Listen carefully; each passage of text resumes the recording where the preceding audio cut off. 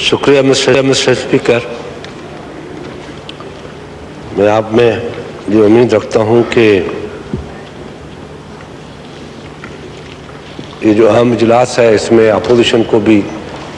Equal opportunity available होंगी जो अभी प्राइम मिनिस्टर को प्रोवाइड की होंगी, क्योंकि इससे माजी में ऐसा ही वाक़े हुए हैं जिसमें गवर्नमेंट का मौक़िफ़ तो सामने आया है, अपोजिशन का मौक़िफ़ सामने प्रॉपर नहीं आ सका। तो मैं उम्मीद करता हूँ कि आज ये जो अहम जॉइंट सेशन, और मैं ये क्रेडिट लेना चाहता हूँ कि अपोजिशन के मुतालबे पे ये सेशन कॉल किया गया,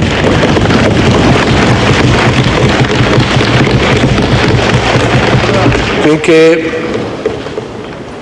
अपोजिशन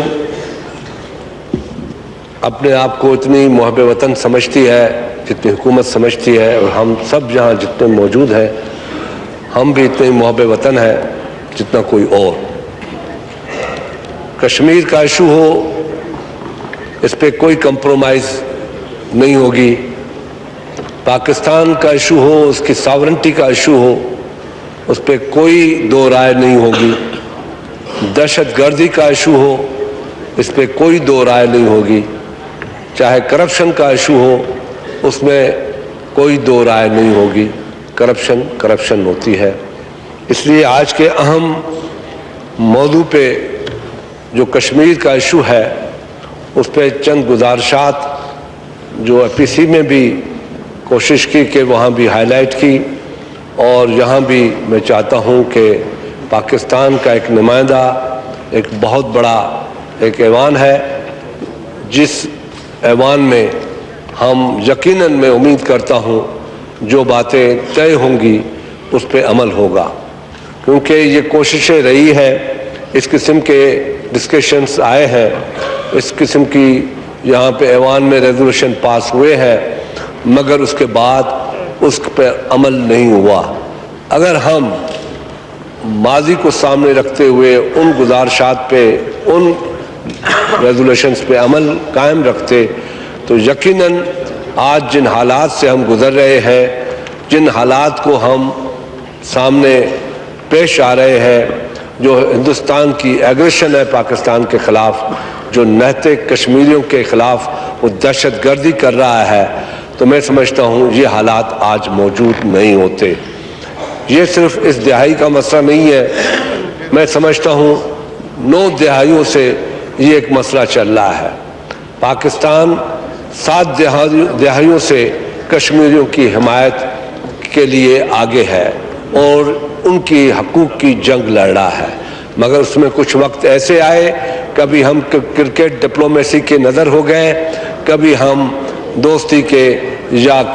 किसी और डिप्लोमेसी के नज़र हो गए, कभी फ़ोटो सेशन, आगरा में फ़ोटो सेशन के ऊपर हम कुर्बान हो गए या उनके नज़र हो गए, या कभी किसी और वजूहात पे हम नज़र हो गए। हमने अपने मौक़िफ़ जो हमारा कायम था, जो कश्मीरियों की उम्मीदें थी वाबस्ता पाकिस्तान से, उस पे हम यकीनन काफ़ी हद तक एक बड़ा गैप आया। अगर उस गैप पे हम फ़ायदा लेते, वो गैप नहीं देते, हम अपनी कंटिन्यू रखते, हम दुनिया पे दबाव डालते रहते, हम डिप्लोमेटिक दबाव, हुकूमत दबाव डालते रहते, तो यकीनन आज कश्मीरी जिस दहशतगर्दी का शिकार हो रहे हैं वो शिकार नहीं होते। हमने देखा, हमने हिस्ट्री को भी देखा है, हमने हालात को भी देखा है। ये कोई आज नई बात नहीं है। इस पाकिस्तान ने 48 में जंग लड़ी, 61 में जंग लड़ी, 65 में जंग लड़ी, 71 में जंग लड़ी, और उसके बाद कारगिल की जंग लड़ी। 5-6 जंगें हमारी हो चुकी हैं, और मेरे हिसाब से, मेरी सोच के मुताबिक, इस ऐवान की सोच के मुताबिक, इस मुल्क के अवाम की सोच के मुताबिक, ये जंगें कोई सिर्फ किसी हद तक नहीं थी कि हम किसी पीस पे कब्जा करना चाहते थे। ये हमारा मेन फोकस था कश्मीर, जिसके लिए हिंदुस्तान हम पे दबाव डालता आ रहा था। اگر ہسٹوریکل ایونٹ دیکھیں تو میں اس پہ آؤں گا، مگر اس سے پہلے میں خود حکومت اس بات کا احساس ہوگا کہ آج ہماری فارن پالیسی کیوں اتنی بڑی کمزور ہے، ہم کیوں اپنے آپ کو اکیلا سمجھتے ہیں، کیونکہ ریسنٹلی انڈین حکومت نے بھرپور صرف ہماری بارڈرز پہ، ہمارے لائن آف جو کنٹرول ہے اس پہ صرف حملے نہیں کیے، ان لوگوں نے ڈپلومیٹکلی ہمیں اکیلا کرنے کی پوری کوشش کی ہے، جس کے سامنے آپ کے سامنے سارک کانفرنس ہے، اس میں 5 ملکوں نے بیٹھ کے سارک کانفرنس میں آنے سے انکار کر دیا۔ یہ چیز ہمیں محسوس کرنی چاہیے تھی، یہ میں تنقید نہیں کرنا چاہتا، میں ایک چیز پہ نشاندہی کرنا چاہتا ہوں، جہاں ہم غلط ہیں، جہاں ہم غلطی محسوس کرتے ہیں، اگر ہم اپنی غلطیاں محسوس کریں گے، اس کا احساس ہوگا، تو میں سمجھتا ہوں کہ آگے راستے ہمیں بہتر مل سکتے ہیں، ہم اپنے لیے بہتر راستے چن سکتے ہیں۔ تو سارک کانفرنس میں 2 مسلم کنٹریز، ایک افغانستان، جن کے لیے میں سمجھتا ہوں جن کے لیے پاکستان نے 30 سال سے اپنی مہمانداری کی، جن کے لیے ہم نے بہت کچھ نقصانات اٹھائے، ہم نے اپنی اکانومی تباہ کی، ہم نے دہشت گردی کا مقابلہ کیا، دہشت گردی کو فیس کیا، ان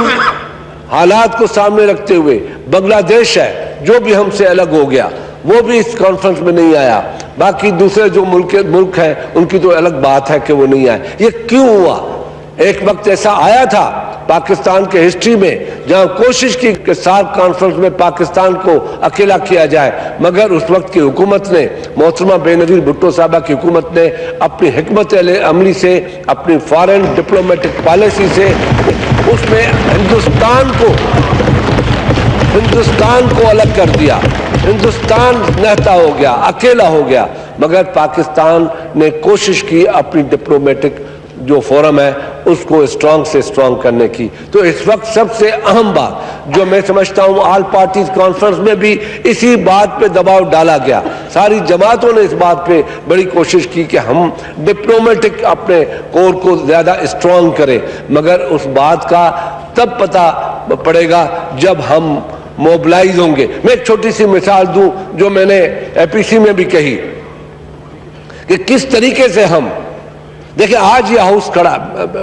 بیٹھا ہوا ہے، ایک ہی ہم مسئلے پہ بیٹھے ہیں، کشمیر پہ بیٹھے ہیں، کشمیر کے لیے اپوزیشن یا گورنمنٹ کا کوئی مسئلہ نہیں ہے، پاکستان کا مسئلہ ہے، اس ایوان کا مسئلہ نہیں ہے، اس پاکستان کے 20 کروڑ عوام کی خواہشات کے مطابق یہ ایوان میں سارے ممبر بیٹھے ہیں جو ان کی نمائندگی کر رہے ہیں، ہم سب پاکستانی کی حیثیت سے نمائندگی کر رہے ہیں، جیسے خود پرائم منسٹر نے ابھی اپنی تقریر میں فرمایا۔ تو یہاں پہ جب ڈپلومیٹک کوڈ نے ایک کوشش کی کہ ہم یہاں سے اپنے ڈیلیگیشنز بھیجیں، مسٹر اسپیکر، جو اس وقت میں نے دیکھا پرائم منسٹر نے اپنی ٹیم کو بلایا، پوچھا کہ یہ کیا ہوا ہے، میں نے دیکھا، ہم نے محسوس کیا کہ یہی پوچھا گیا، اور خود پرائم منسٹر نے بھی کہا کہ میں نے پوچھا کہ اس وقت اگر کوشش یہ کی جاتی کہ سارے ایوان سے یہ لوگ جاتے، کچھ اپوزیشن سے جاتے جو ڈپلومیٹک چیز کو جانتے ہیں، ڈپلومیسی کو جانتے ہیں، کچھ یہاں سے جاتے، کچھ گورنمنٹ سے جاتے، ہم چاروں طرف پھیل جاتے۔ میں نے یہ بھی کہا تھا اس وقت، یہ بتائی تھی بات، اور آج بھی ساؤتھ کو بتانا چاہتا ہوں کہ جب پاکستان ٹوٹ گیا، جن حالات میں تھا، پولیس کی اسٹرائک تھی، اکانومی تباہ تھے، 90,000 قیدی تھے، ہمارے بارڈر کے 5,000 مربع میل ہندوستان کے قبضے میں تھا، ہماری اکانومی بیٹھ چکی تھی، ہم تنہا ہو چکے تھے، ہندوستان نے تنہا کر دیا تھا پاکستان کو، جو ہماری مدد کرنے والے تھے وہ بھی نہیں تھے۔ اس وقت کی لیڈرشپ نے کیا کیا؟ اس وقت لیڈرشپ نے یہ نہیں دیکھا کہ ہم کس حالت میں ہیں، اس وقت کی لیڈرشپ نے پاکستان سے چلی اور 13 دن کے اندر 40 مسلمان ملکوں کا دورہ کیا اور مسلمان ملکوں کو ساتھ رکھا اور کہا کہ آؤ، پاکستان کو آپ کی ضرورت ہے۔ اور دنیا میں بھی اس وقت کے پرائم منسٹر ذوالفقار علی بھٹو نے دنیا کو کنونس کیا کہ پاکستان کے ساتھ زیادتی ہو رہی ہے، اور ایک کمزور پاکستان اتنا طاقتور پاکستان بنا جس نے اس ملک کو نیوکلیر پاور دیا، جس نے طاقت بخشی۔ اور نیوکلیر ہم نے کیوں لیا؟ اس فلسفی میں ہم جائیں کہ بھٹو شہید نے نیوکلیر کیوں لیا؟ کیوں اتنی بڑی رسک لی جب دنیا نے اس کو تھریٹ کیا، دنیا نے اس کو تھریٹ کیا کہ اس سے اوائڈ کرو، دنیا کسنجر نے اس کو تھریٹ کیا اوائڈ کرو، مگر وہ نیوکلیر صرف اس لیے لیا کہ ہم چاہتے تھے کہ جو مسئلے ہندوستان کے ساتھ پینڈنگ ہیں وہ برابری کے بنیاد پہ ہی حل ہو سکتے ہیں، اور یقیناً جنگ کے حالات سے نہیں ہوں گے، جنگوں سے کبھی کوئی مسئلے نہیں ہوئے ہیں دنیا میں، جب کوئی بڑے مسئلے حل ہوئے ہیں تو طاقت کے ذریعے نہیں ہوئے، ڈائلاگ کے ذریعے ہوئے ہیں، تو ہم نے ڈائلاگ کو توجہ دی۔ تو اس وقت ذوالفقار علی بھٹو نے ایٹم بم بنانے کی بات کیوں کی، کیوں گاز کھانے کی بات کی تھی، کیوں کشمیریوں کے لیے کہا تھا 1000 سال جنگ لڑیں گے؟ وہ 1000 سال جنگ کوئی نہیں لڑ سکتا، وہ اس لیے کہہ رہا تھا کہ جو قوم ہے میری، جو پاکستانی ہیں، وہ کشمیریوں کے لیے، اس ملک کے لیے زندہ رہیں گے، ہزاروں سال زندہ رہ کے اپنے کشمیر اور پاکستان کی حفاظت کریں گے۔ اس کا مقصد یہ تھا، اس کا بیسک جو فلسفی تھی یہ تھی کہ میں 50,000 سال جنگ لڑوں گا۔ تو یہ یقیناً میں اس بات پہ یہ بات نہ کروں کہ میاں نواز شریف نے شہید بھٹو کے اس دیے ہوئے ویپن کو، دیے ہوئی طاقت کو فالو کیا اور ایٹمی دھماکہ کیا، اس پہ دو رائے نہیں ہونی چاہیے۔ اس میں ڈکٹیٹر کو ہمت نہیں ہوئی، ڈکٹیٹر کو ہمت نہیں ہوئی، ضیاء الحق کو ہمت نہیں ہوئی کہ ذوالفقار علی بھٹو کا دیا ہوا وہ بم تحفہ نیوکلیر پاور رد کر سکے، کیونکہ ان کو پتا تھا کہ پاکستانی قوم اس چیز کو برداشت نہیں کر سکتی۔ اس لیے میاں نواز شریف کو بھی علم تھا کہ یہ وہ چیز ہے جس سے اگر میں نے کوئی ایگریمنٹ کیا، اگر اوائڈ کیا تو میرے لیے مشکلات کا سامنا کرنا پڑے گا، اس لیے اس وقت کی ضرورت تھی، اور صرف یہ اس لیے تھی کہ ہم کشمیر کو، کشمیری عوام کی اپنے برابر کی بنیادوں پہ ان کے حقوق لے کے دیں۔ مسٹر اسپیکر، کشمیر کی تاریخ کیا ہے؟ جب کشمیر ہندوستان اور پاکستان کا ڈویژن ہوا، برے صغیر کی تقسیم ہوئی، تو اس پاکستان برے صغیر میں تقریباً میں سمجھتا ہوں 520 یا 500 کے قریب ریاستیں تھیں میرے خیال میں، اور ان سے پوچھا گیا کہ آپ کس کے ساتھ جائیں گے، تو 11 ریاستیں تھیں، جن میں 8 ریاستوں نے تو پاکستان میں جانے کے لیے کہا، اور جوناگڑھ نے کہا میں پاکستان میں جائیں گے، حیدرآباد دکن نے کہا پاکستان میں جائیں گے، کشمیر کے عوام نے کہا پاکستان میں جائیں گے، مگر وہاں ڈوگرا راج تھا۔ وہاں کے ان حالات کے مطابق ہندوستان نے جو اپنا کھیل کھیلا کہ جوناگڑھ کو، کیونکہ جوناگڑھ کی جو لیڈرشپ تھی وہاں مسلمان تھی، اس نے کہا پاکستان میں جائیں گے، وہاں پہ دوسرا طریقہ رکھا گیا کہ وہاں کے عوام نہیں چاہتے۔ حیدرآباد دکن کے جو ہمارے وزیر اعظم تھے اس نے کہا کہ میں پاکستان کے ساتھ جانا چاہتا ہوں، تو وہاں پہ عوام کا بات کیا۔ جہاں عوام نے کہا کہ ہم پاکستان کے جانے کی بات کرتے ہیں، وہ ڈوگرا کی بات کی۔ اس دن سے ہندوستان کی بدنیتی اس بات پہ قائم رہی کہ کشمیر کو کبھی بھی پاکستان کا حصہ بننے نہیں دیں گے، کیونکہ وہ کشمیر کو پاکستان کا حصہ بننے سے سمجھتے ہیں کہ پاکستان کی جو پوزیشن ہے اور اسٹرانگ ہو جائے گی۔ یقیناً یہ بات سمجھ میں آتی ہے کہ جب 70s میں پاکستان تھا تو پاکستان کی 10 کروڑ پاپولیشن تھی 70s میں، ایسٹ پاکستان اور ویسٹ پاکستان 65 میں 65 میں پاکستان کی پاپولیشن 10 کروڑ تھی اور ہندوستان کی پاپولیشن تقریباً 45 کروڑ تھی،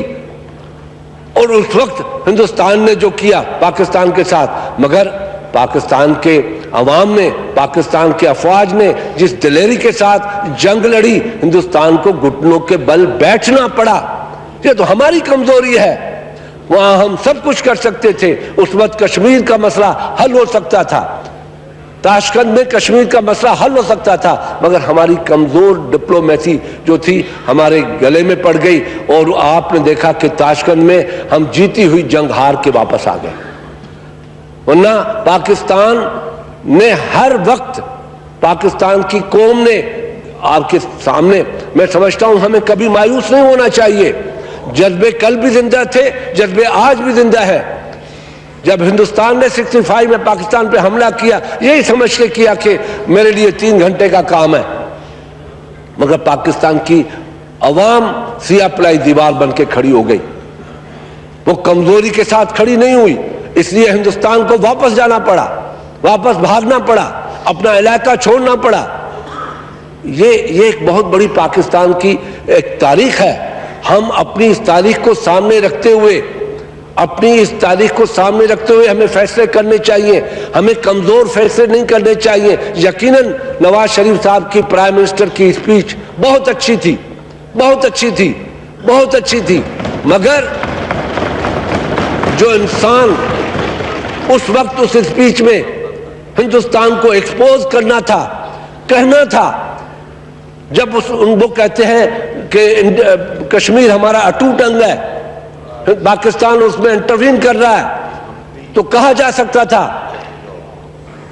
کیا نام تھا اس کا، بوش وانی یا کوئی سمتھنگ، کلبھوشن وانی، یادو، ایسے نام اسحاق ڈار ہوتا تو جلدی آ جاتا،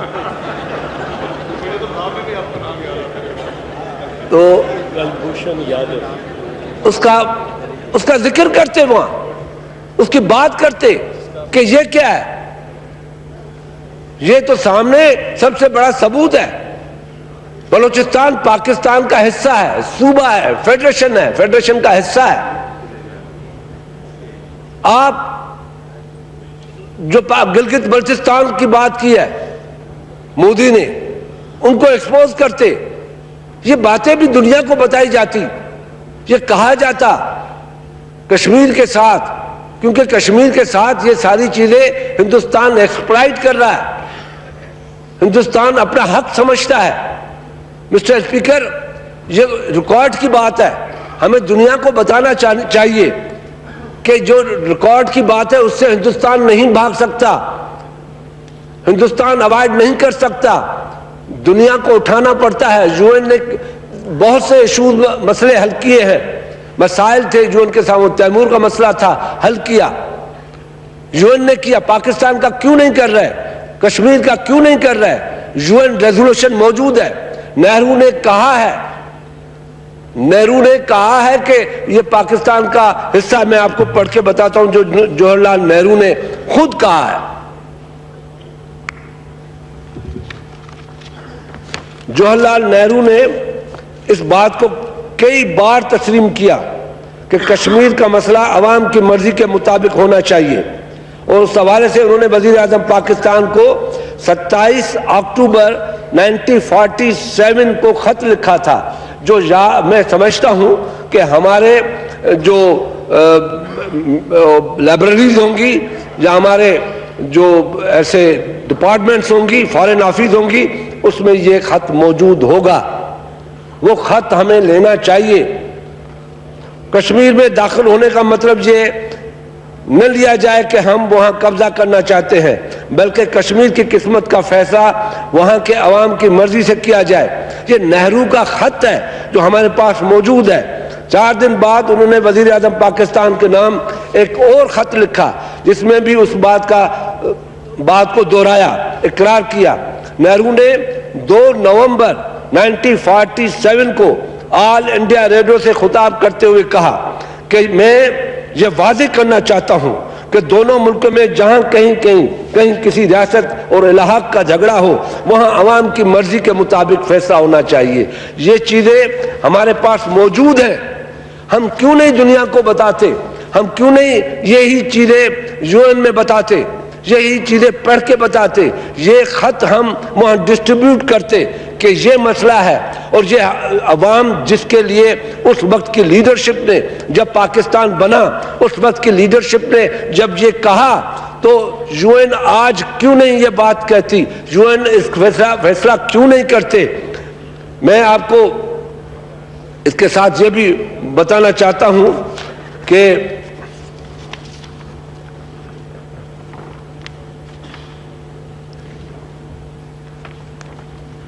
اب جیسے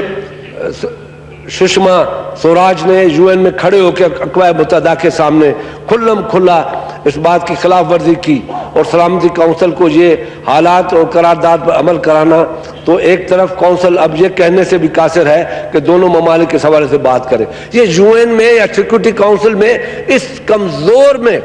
ہمیں ان کو کمزوری کا فائدہ لینا چاہیے یو این سے، کہ آپ کی قراردادیں ہیں،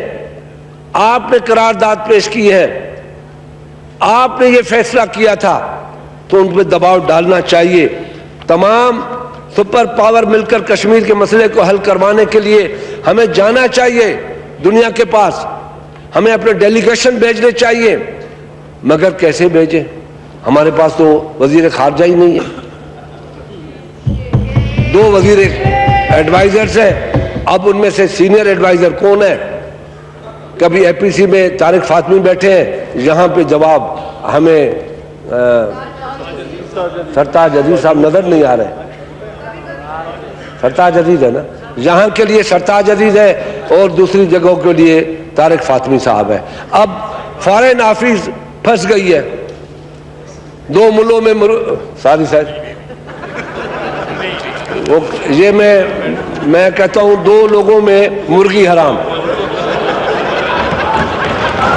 یہ بات میں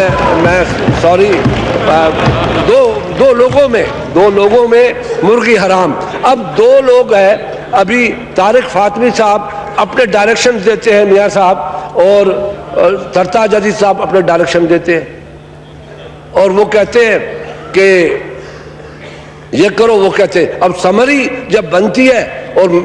پرائم منسٹر کے پاس جاتی ہے، کیونکہ prime minister naturally prime minister is a وزیر خارجہ نا، فارن منسٹر، ان کے پاس جائے گی کہ سر 2 ہمارے بندوں کا جھگڑا ہے، آپ فارن سیکرٹری کہتا ہے سر آپ بتاؤ میں کیا کروں۔ فارن سیکرٹری کو 10 دن اس فائل کا انتظار کرنا پڑتا ہے۔ اور اب دیکھیں فاطمی صاحب ہے وہ باہر بیٹھے، اس دن اے پی سی میں اندر تھے، تو کم سے کم ان کو ایڈوائزر بنا دیں، اندر بٹھا دیں۔ اب برا لگتا ہے کہ فارن منسٹر یہاں نہ بیٹھا ہو، فارن ایڈوائزر نہ بیٹھا ہو۔ ان حالات میں جب اتنا بڑا، میں سمجھتا ہوں، میں محسوس کرتا ہوں کہ فارن منسٹر شاید بڑی کسی مہم پہ باہر گئے ہوں، یو این گئے ہوں، امریکہ گئے ہوں، فرانس گئے ہوں، جاپان گئے ہوں، برسل گئے ہوں، افغانستان گئے ہوں، جہاں بھی گئے ہوں، سارک میں گئے ہوں، کہیں بھی گئے ہوں، مگر کوئی اور بیٹھا ہوتا جہاں جواب دیتا۔ میں یقیناً سے کہتا ہوں کہ ان ساری باتوں کا جواب میاں صاحب دیں گے، کیونکہ فارن منسٹر میاں صاحب ہے، ڈپلومیٹک کور کے ہیڈ وہ آپ ہی ہیں، آپ کو دینا چاہیے کہ بھائی اصل ایشو کیا ہے۔ جناب یہ بہت بڑی بات ہوتی ہے، یہ ایک بہت بڑا میسیج جاتا ہے مسٹر اسپیکر، کہ جس ملک، پھر کیوں نہیں ہندوستان ہمارے اوپر دباؤ ڈالے گا؟ اب وہ دیکھیں کتنا سیانہ ہے، وہ کتنا سیانہ ہے کہ کوشش کرتا ہے کہ پاکستان پہلے بول لے۔ اب اگر آئی میں انڈیا آتا ہے، اگر ان کا پرائم منسٹر ہوتا تو نیچرلی پرائم منسٹر سے پہلے بولتا، اور پرائم منسٹر کی ٹیم ان کو جو اچھی اسپیچ لکھ کے دی تھی، جس کی میرے چیئرمین بلاول بھٹو صاحب بھی یہاں تشریف رکھتے ہیں، اس نے بڑی تعریف کی کہ جس نے بہت اچھی اسپیچ کی تھی، جو اور بھی لوگ بیٹھے تھے وہاں، کہا کہ جی لکھنے والوں نے بڑا اچھا کمال کر دیا ہے، مگر وہ ان کی تقریر سنتے تو مودی کی، تو اس میں یہ 4-5 چیزیں بتا دیتے کہ جناب یہ بھی ڈال دو، تقریر بڑی اچھی ہو جاتی۔ اب تنقید اس پہ ہے کہ تنقید تو ہوئی، بات تو ہوئی، مگر جو چہرے کا تناؤ ہوتا ہے نا مسٹر اسپیکر، تناؤ ہوتا ہے، بات کرنے کا اسٹائل ہوتا ہے۔ میاں صاحب اب اس عمر میں وہ جذبات کہاں سے لائیں گے؟ نیچرلی عمر کے حساب سے اب ہم میں وہ بات نہیں ہے جو جوش میں بچپن میں جوش تھا، جو میاں صاحب 30 کے ہوں گے یا 40 کے ہوں گے، 50 کے ہوں گے، وہ جوش تھا، تو آج وہ جوش نہیں ہوگا نیچرلی۔ مگر حالات کبھی کبھی ایسے ہوتے ہیں جس میں جوش بھی، تاثرات بھی اس اسپیچ کو زیادہ پاورفل بناتے ہیں، یہ نیچرل ہوتی ہے۔ خواجہ آصف بولے نہ بولے کچھ، تھوڑا دیر اٹھ کے کھڑا ہوتا ہے، ایسے جوش میں بولتا ہے اس کی بات کو اتنا بڑا وزن مل جاتا ہے، اخباریں ہیڈ لائن لگا دیتی ہیں۔ بڑا فرق پڑتا ہے مسٹر اسپیکر، فیس ایکسپریشن کا بڑا فرق پڑتا ہے۔ تو یہ چیزیں ہیں جس کو ہمیں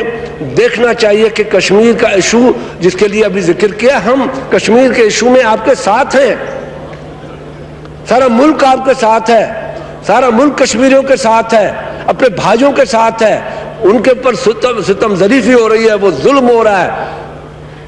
150 لوگ شہید ہو چکے ہیں، 700 زخمی ہو چکے ہیں، چھرے لگ چکے ہیں، آنکھیں چلی گئی ہیں، 150 لوگوں کی آنکھیں چلی گئی ہیں، 12,000 زخمی ہیں۔ کب تک وہ قربانیاں دیتے رہیں گے؟ کب تک ہندوستان کا ظلم برداشت کرتے رہیں گے؟ کب تک ہم کشمیر کرتے رہیں گے؟ کب تک ہم اپنی کشمیر کی سیاست پہ اپنی سیاست کرتے رہیں گے؟ کب تک ہم نعرے لگاتے رہیں گے کشمیریوں کے؟ کب تک؟ یہ آخر سوال پوچھتے 70 سال ہو گئے پاکستان کو۔ جیتا ہوا حصہ جو تھا، جیتا ہوا جس پہ خود نہرو نے لکھ کے دیا ہے، اس وقت کی حکومت نے لکھ کے دیا ہے، کب تک ہم اس بات کو کہتے رہیں گے؟ میں بھٹو صاحب کا ایک چھوٹا سا میں نے آج اسکرپٹ نکالا۔ بھٹو صاحب کا پہلا پاکستان پیپلز پارٹی کا کنونشن تھا، اس لیے چیئرمین بلاول بھی سیدھی سی بات کرتا ہے کہ کشمیر پہ کوئی سودے بازی نہیں ہوگی، کوئی لڑائی نہیں، کسی سے کمپرومائز نہیں ہوگی، چاہے وہ حکومت اٹھائے یا کوئی بھی اٹھائے۔ کشمیر کے معاملے میں ہم ایک ہیں، کیونکہ پاکستان پیپلز پارٹی کا بنیادی کنونشن کے مطابق بنیادی نقطہ رہا ہے ہمارے اس مینیفیسٹو کا۔ بھٹو صاحب اپنے تقریر میں کہتے ہیں کہ یہ جدوجہد طویل عرصے سے جاری ہے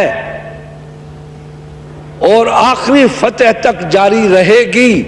اس وقت کہتا ہے جاری رہے گی، چاہے اس کے لیے ہمیں کتنی قربانیاں کیوں نہ دینا پڑے، آخری فتح کشمیری عوام اور پاکستان کی ہوگی، یہ ہمیں امید ہے، ہمارا ایمان ہے، جیسے اللہ کی ذات میں ایمان ہے، یہ ایمان ہے کہ کشمیر کی فتح ہوگی۔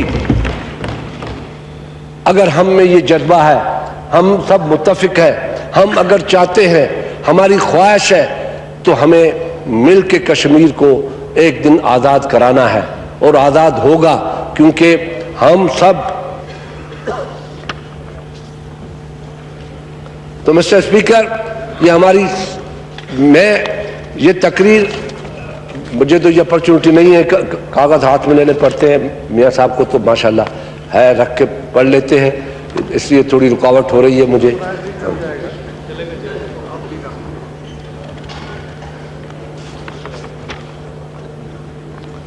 یہ حق کے نہیں، اگر کوئی ایشو ہے تو میں رکھوا دیتا ہوں۔ خودداریت کا اصول کوئی نیا نہیں ہے، یہ یو این چارٹر کا حصہ ہے، یہ یو این چارٹر کا حصہ ہے۔ 1941 میں اٹلانٹک میں چارٹر ہوا، یہی کہ عوام کے حقوق، نہیں بیٹا نہیں، یہ آپ نے مانگا تھا تو میں نے کہا رکھوا دیں۔ نہیں، مہربانی آپ کی، آپ پہلے کرتے نا یہ بندوبست۔ اس وقت پارلیمنٹ ہاؤس کے اندر خورشید شاہ خطاب کر رہے ہیں، جس میں انہوں نے مستقل وزیر خارجہ کے لیے تجویز رکھ دی ہیں، جبکہ دوسری طرف ہم آپ کو